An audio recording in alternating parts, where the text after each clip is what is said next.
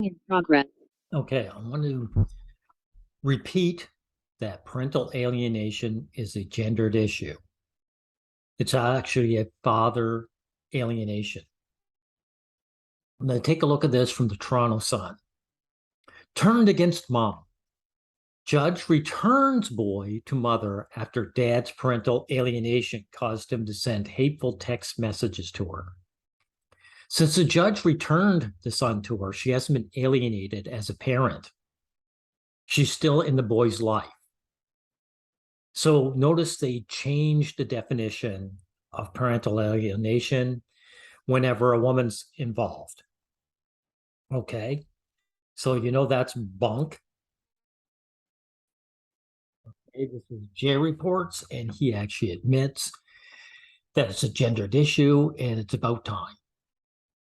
I just got a father making a comment in my page telling me that I'm being gender biased and it's no parental alienation is not a gender issue. You know why he does that? Even though he knows it's a gendered issue, he knows it. This man, this father, is placing his relationship with a woman above his relationship with his children. That's why men do this. How it's not a gender issue when a woman gets pregnant, she gets to decide if she should keep the baby or not, depending how it's going to affect her future.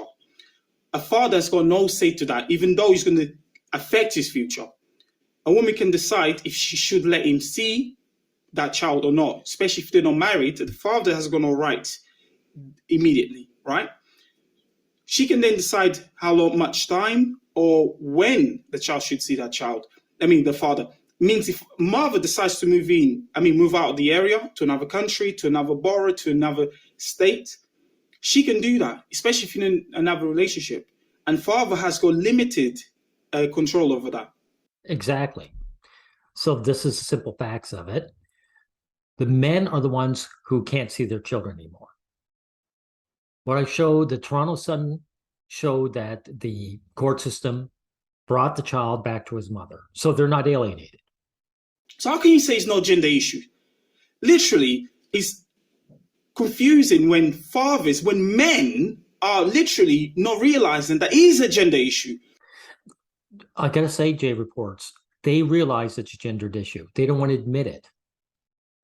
Because men value relationships with women over the relationships with their children. I'm sorry, that's just the way it is.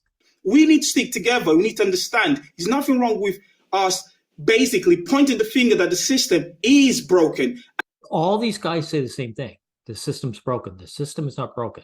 Its function is exactly as it's designed to function. It functions because people don't see men as human beings, and people are hostile to men. The court system, it's not on paper that the father's the one that has to leave. Judges decide this. So this is people's bias towards men. And fathers have no right. And stop being stupid and thinking that if I'm saying that fathers have got no rights, I've got anything wrong, against women. I don't have anything against women. They're not being stupid. They're just looking for female validation. And so are you. Now, once they say, you don't like women and you defend yourself, you're placing that above the truth. Doesn't matter if, Jay, you could hate women. But as long as you're telling the truth, that's what matters. I love women. I literally have got many sisters and family, but they still a gender issue. And many women can literally vouch to that because we have women in our... Who cares if women vouch for it? Like, you're looking for women's validation yourself. Who cares if women vouch it? All the women in the world could turn against you and say it's false when it's true, and it doesn't matter. What you're saying is true. And that's what you have to do, to stick to your guns. And this is why these guys are in denial. Jay, if you're going to scurry from the you hate women accusation, what do you think they're going to do? A group literally who are married to men who are going through parental alienation, who are dating men that are going through parental alienation, and they themselves saying, yes, it's a gender issue. So how can a man who has got no rights, if literally some of this men are actually going through parental alienation themselves, but they're so afraid to speak up, right, that they literally go to my page and complain and say that I'm being gender biased. Of course I am going to be gender biased because this is a gender issue. Exactly. It is a gendered issue. But why are you surprised by their behavior when you just turned around and said, look, I've got sisters and I don't hate women, and there's women in my family, he vouched for me. Come on. They're no more cowardly than you are. This is the way men operate. Okay?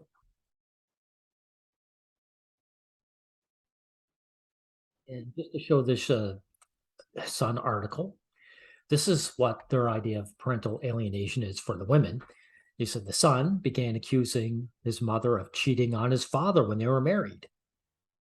And he was expressing a concern that she tried to arrest daddy for no reason. Okay, so this father the mother tried to get the man arrested, right? So the question is, are these true or not?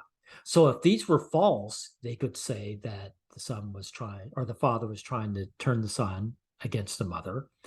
But if they're true, he's just informing of his son of why mommy and daddy aren't getting along. So it's not even parental alienation by their their terms of their changed definition, right? Okay, here's another man who suffered parental alienation, the real thing, where he can't see his children, and he discusses this further. I'm not an actor, and this is a true story. I'm a separated father.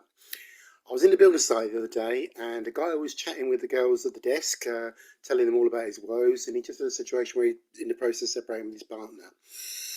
I've heard his story, and it's clear this issue of children and most of all property and everything like that.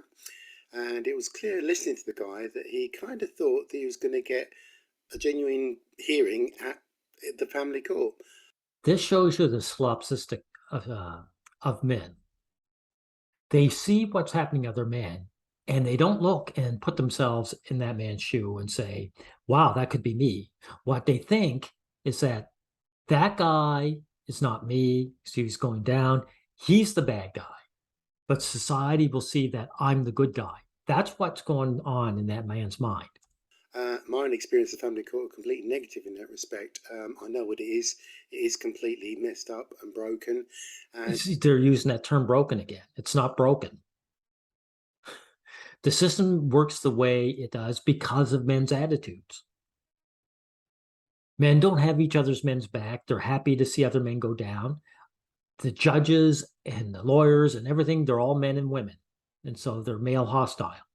And it was so sad to hear this guy saying that he's going to go to court and resolve this and it's all going to be fine when we all supposed to have been through it. Oh, no, it isn't. I spoke to the guy and he said, oh, I'll be okay with all this because I'm a teacher and I'm DBS checked. See what I mean? So this guy who's been through it explains to him, first of all, there's two things. One, the guy doesn't want to admit that he's not a citizen of his country when it comes to his gender. He's a citizen in any other regard, any other identity that a man might have, whether it's a religious identity or a working identity or whatever, but not as a gender. Secondly, he's looking at this guy and saying, of course it happened to you because you're the bad guy, but it won't happen to me because I'm the good guy. And I said, hey, guess what? I'm a learning educational professional too, and so is my colleague. We both work with disadvantaged and vulnerable children, and guess what? I haven't seen my son for nearly 2 years. Exactly. So unlike that woman who the judge gave custody to her, she wasn't alienated. This guy was alienated. And like you said, he's a good guy. He's done everything right. So it has nothing to do with the quality of the man. Just the fact that he is a man. The system is broken.